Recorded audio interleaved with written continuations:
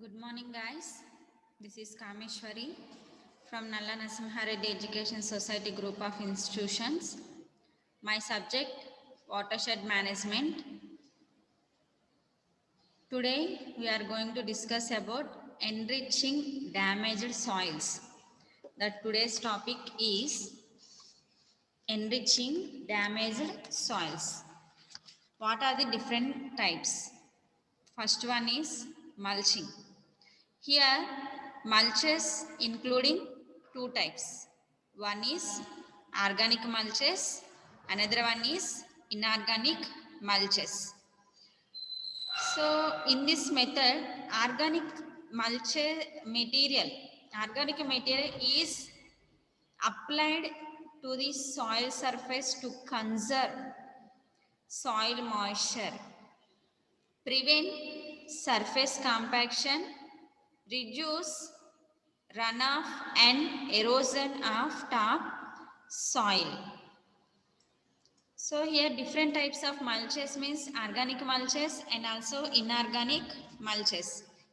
Come to organic mulches. These organic mulches are wood chips, corn cobs, grass chippings and also leaves, manures. And inorganic mulches are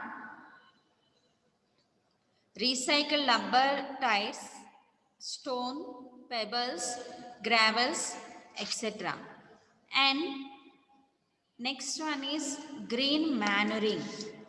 Green manuring. That green manuring means, for example, wheat, radish, carrot, beans, different types to cover the bare soil. So the soil surface is protected from compaction by rain water.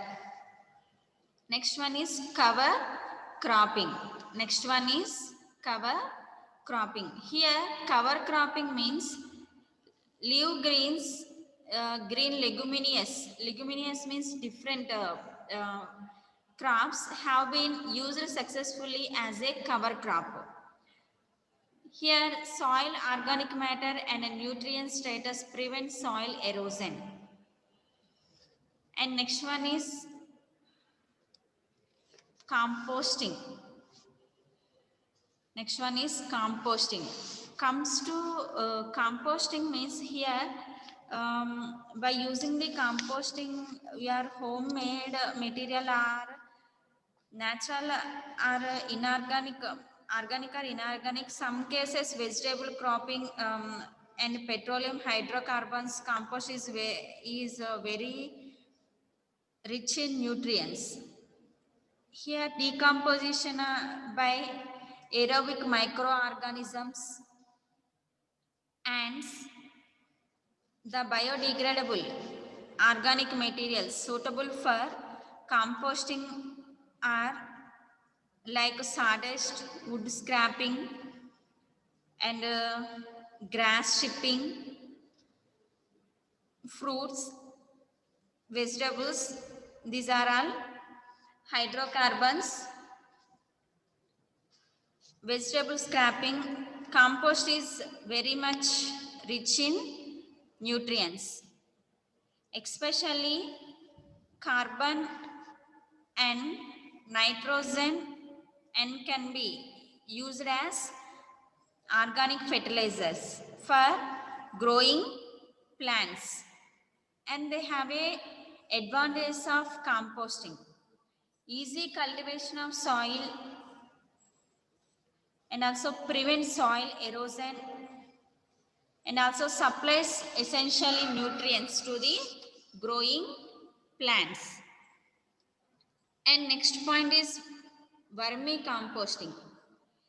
Here vermicomposting is a process in which worms, that means earthworm species, lubricants are added for the breakdown of the organic matter to form the end product, vermicomposting.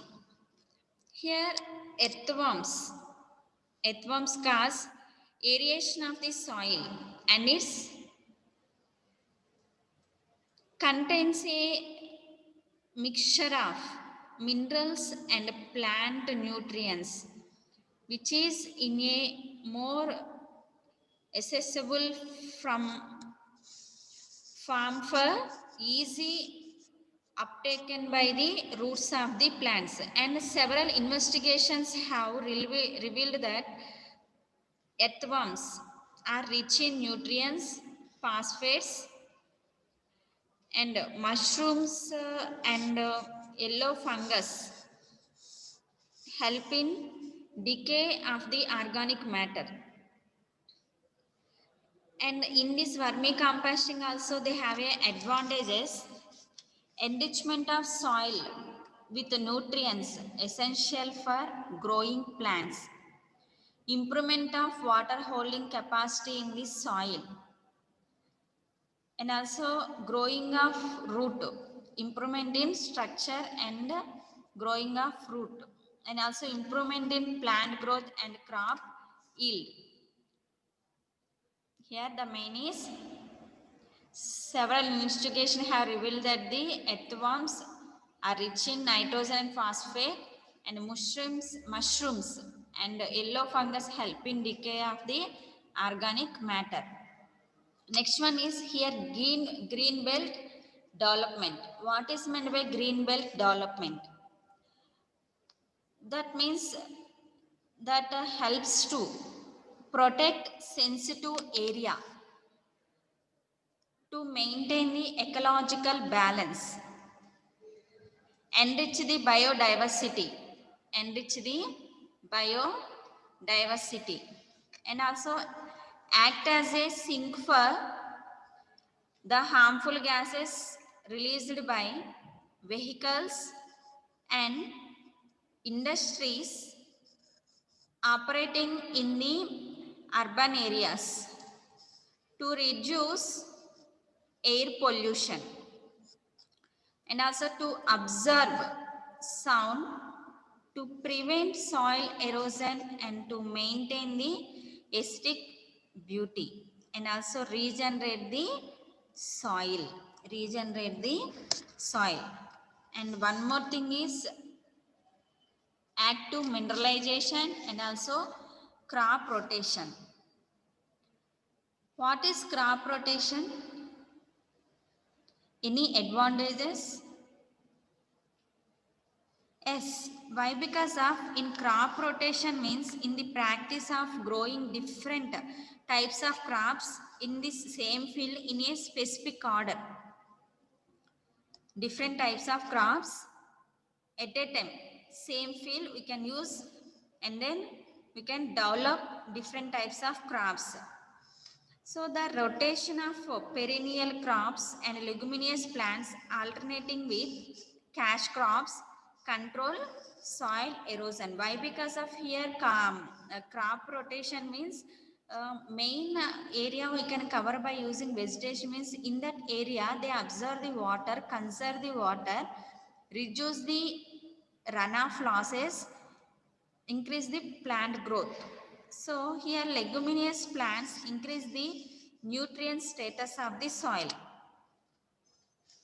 And the advantages here also in this crop rotation they have a advantages.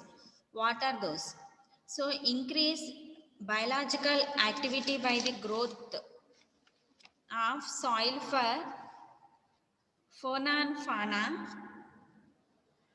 better soil quality and distribution of nutrients in the soil profile, and comes to active mineralization. Here the soil may be active mineralization, that means adding of broad range of minerals like phosphorus, zinc, silicium.